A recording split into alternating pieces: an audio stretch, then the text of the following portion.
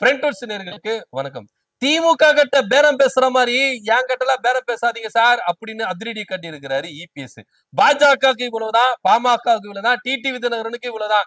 நாங்க இவ்வளவு நிக்க போறோம். இஷ்டம் இருந்தா வாங்க, இல்லாட்டி இப்பயே நீங்க கிளம்புங்க அப்படின்ற ரேஞ்சுக்கு அதிரடி காட்டி இருக்கிறாரு இபிஎஸ். யார் யாருக்கு எத்தனை எத்தனை தொகுதி, இபிஎஸ் ஏன் இந்த அதிரடிக்குள்ள வந்தாரு அப்படின்றத டமால் டுமில் பாலிடிக்ஸ்ல தெளிவா பார்க்கலாம் வாங்க.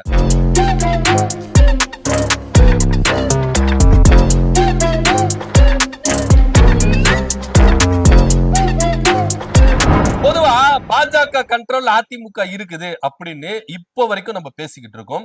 பாஜகவின் அடிமைத்தனத்துக்கே என்ன பண்ணிட்டாங்க, இவங்க போயிட்டாங்கப்பா, அடிமை சாசனம் எழுதி கொடுத்துட்டாங்கப்பா அப்படின்னு தான் பொதுவெளியில நம்ம பேசிக்கிட்டு இருக்கோம். உண்மையும் அதுதான் கூட.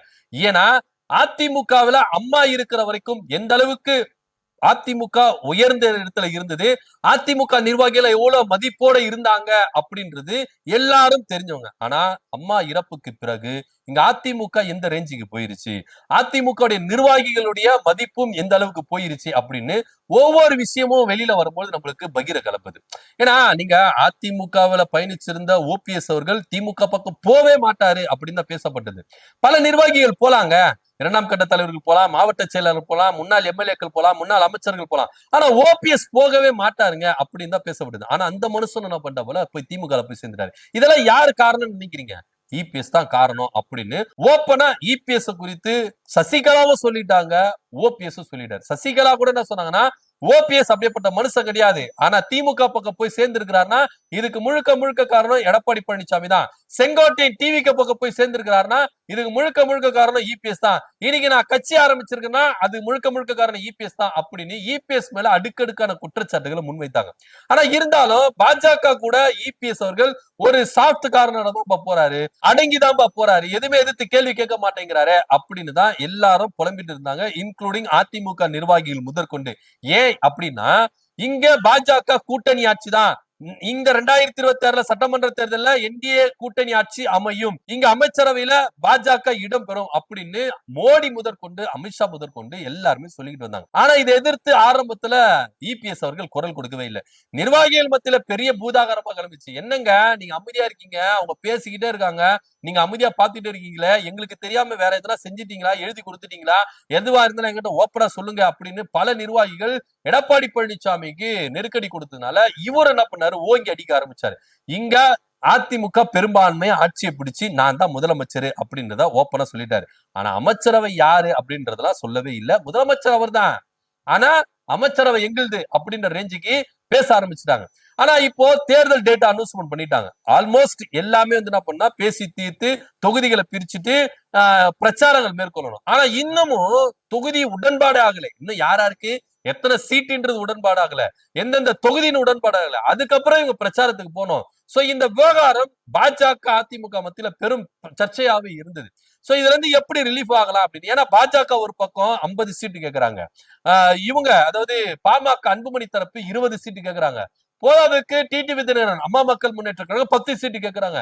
யாருக்கு இவங்களுக்கெல்லாம் பிரிச்சு கொடுத்துட்டு நாங்க என்ன மெஜாரிட்டி இல்லாம போறதா அப்படின்ற ரேஞ்சுக்கு எடப்பாடி பழனிசாமி யோசிச்சனால இப்ப அதிரடியான அறிவிப்பு கொடுத்திருக்காரு. இங்க பாருங்க, நீங்க திமுக கிட்ட பேரம் பேசுற மாதிரிலாம் என் கிட்ட பேச முடியாது, நான் கொடுக்கறதுதான் சீட்டு. பாஜகவுக்கு 30, அன்புமணிக்கு 11, டிடிவி தினகரனுக்கு 9, இஷ்டம் இருந்தா வாங்க அப்படின்ற ரேஞ்சுக்கு இவர் என்ன பண்றாரு, இறங்கி அடிக்க ஆரம்பிச்சார். அப்ப மீதி இருக்கிறாங்களா சார், பாரிவேந்தர் இருக்காரு, ஏசி சண்முகம் இருக்காரு, பூவே ஜெகன்மூர்த்தியா இருக்காரு, இவங்களுக்கு அதெல்லாம் நான் பாத்துக்கிறேன், உங்களுக்கு இவ்வளவுதான், நீங்க போங்க கடைய சாத்துங்க அப்படின்னு ரேஞ்சுக்கு என்ன பண்றாரு, இறங்கிட்டாரு.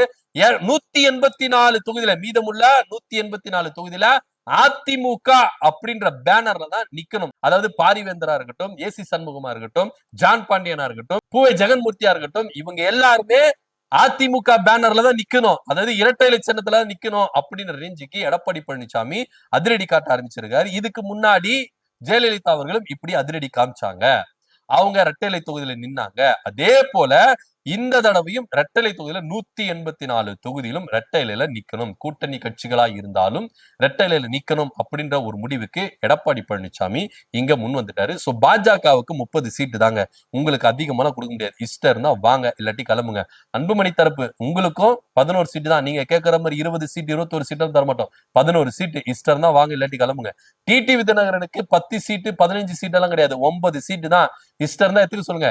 இந்த திமுகவுல பேரம் பேசுறாங்கல்ல, அந்த மாதிரி எல்லாம் எங்கிட்ட பேரம் பேசக்கூடாது அப்படின்ற ரேஞ்சுக்கு எடப்பாடி பழனிசாமி அதிரடி காட்டி இருக்கிறார். இவர் காட்டுவாரு, திருப்பி அங்கிருந்து என்ன ரிசல்ட் வருது அது நம்ம பார்க்கணும்ல.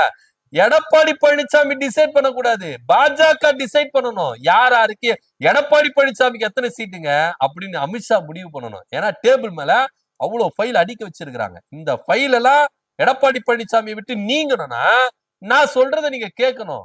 அப்படிதான் வரும். ஏன்னா நிலவரம் அப்படிதான் போயிட்டு இருக்கு. நீங்க பேசிக்கலாம், நீங்க சொல்லலாம், இவ்வளவு சொல்லலாம். ஆனா நடைமுறையில ஒத்து வராது. பாஜக டிசைட் பண்ணும். பாஜக எத்தனை சீட்டு, அதிமுக எத்தனை சீட்டு, அன்புமணிக்கு எத்தனை சீட்டு, டிடிவி தினகரனுக்கு எத்தனை சீட்டுன்னு அவங்க டிசைட் பண்ணும். இதுல போதாததுக்கு விஜய் அவர்களை உள்ள கொண்டு வரணும் அப்படின்னு ஒரு பேச்சுவார்த்தை போயிட்டு இருக்கு. அவங்களுக்கு எத்தனை சீட்டு எல்லாமே பாஜக போட்டிருக்க ஸ்கெட்ச் படிதான் இங்க எடப்பாடி பழனிசாமி நடந்துக்கணும். அவர் இஷ்டத்துக்கு நடந்துக்க முடியாது அப்படின்றதுதான் ஒரு நிதர்சனமான உண்மை. 184 சீட்டுல உங்களை நிக்க விட்டு மெஜாரிட்டியில வின் பண்ண வச்சிருவாங்களா பாஜக? ஒருவேளை மெஜாரிட்டியில வின் பண்ணா நீங்க தனித்து ஆட்சி பிடிச்சிருவீங்களா? அப்ப அவங்க கூட்டணி ஆட்சின்ற கனவு என்ன போறது அப்படின்னு ஒரு கேள்வி இருக்குல்ல சார். நிதர்சனமான உண்மை. பிராக்டிக்கலா வந்தீங்கன்னா இதான் கரெக்ட். ஏன்னா பாஜக அதிமுகவை ஒருபோதும் வளர விடாது. ஏன்னா அதிமுக வச்சுதான் பாஜக இங்க வளரணும். பாஜக தனித்து நின்னா இங்க நோட்டாவுக்கு கீழே போன காலம்லாம் உண்டு. அப்படி இருக்கும்போது அதிமுக அப்படின்ற ஒரு பெரும் குதிரை மேல சவாரி செய்யணும்ன்றதுதான் பாஜகவுடைய எண்ணமா இருக்கு. அதிமுக வச்சுதான் பாஜக இங்க தமிழ்நாட்டுல வளர முடியும், வளரும். அதுதான் நிதர்சனமான உண்மை. அப்படி இருக்கும் பொழுது பாஜக இதுக்கு ஒத்து வருமா? அன்புமணி இவருக்கு இது ஒத்து வருவாரா? டிடிவி தினகரன் ஒத்து. டிடிவி தினகரன் என்ன சொல்றாருன்னா, நான் ஸ்ட்ரைட்டா ஏடிஎம்கே கூட கூட்டணி வைக்கல, பாஜக மூலமா தான் வச்சேன். அதனால பாஜக மூலமா தான் இந்த சீட்டு தொகுதி அப்படின்றதெல்லாம் டிசைட் பண்ணுவேன். எடப்பாடி பழனிசாமி நான் பேச மாட்டேன். எடப்பாடி பழனிசாமி யாரு சார் எனக்கு சீட்டு ஒதுக்குறது, இந்த தொகுதி ஒதுக்குறது? நான் கொடுக்குறேன் சார் லிஸ்ட். ஏன்னா பாஜக எனக்கு வாக்குறுதி கொடுத்தாங்க, இத்தனை சீட்டு இந்த தொகுதின்னு நான் முன்னாடியே டிமாண்ட் வச்சேன். இதுக்கெல்லாம் ஓகே சொல்லிதான் அவங்க என்ன பண்ணாங்க, என்ன கூட்டணிக்குள்ள வர சொன்னாங்க, நானும் வந்தேன். ஆனா இப்ப எடப்பாடி பழனிசாமி யாரு சொல்லி கொடுக்கறதுக்கு? அதெல்லாம் நடக்காது அப்படின்னு சொல்லிட்டு டிடிவி தினகரன் என்ன பண்றாரு, ஒரு பக்கம் கட்டைய போடுறாரு. சோ இப்படியா இருக்கும் பொழுது இங்க எடப்பாடி பழனிசாமியை தலைமை ஏத்துக்கிட்டு அன்புமணியோ டிடிவி தினகரனோ பாரிவேந்தரோ ஜி.கே. வாசனோ மற்ற யாருமே வரல.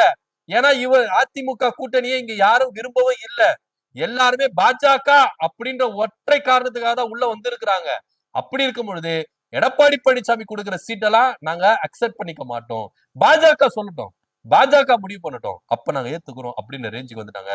சோ இங்க கூட்டணி கட்சிக்குள்ள என்டிஏ கூட்டணிக்குள்ள யாராருக்கு எத்தனை சீட்டு அப்படின்றது பாஜக தான் முடிவு பண்ணணும். எடப்பாடி பழனிசாமி என்னதான் அதிகாரமா பேசினாலும், எடப்பாடி பழனிசாமி என்னதான் ஆர்டரா சொன்னாலும் இங்க பாஜக சொல்படிதான் கேட்டு ஆகணும் அப்படின்ற ஒரு நிர்பந்தத்துக்கு அதிமுக உட்பட எல்லாரும் ஒரு முடிவுக்கு வந்துட்டாங்க. இது அடுத்த கட்ட லெவலுக்கு என்ன ஆக போகுது அப்படின்ற பொறுத்து இருந்து பார்க்கலாம். இதை பத்தியோட கருத்து கமெண்ட் பண்ணுங்க. நன்றி, வணக்கம்.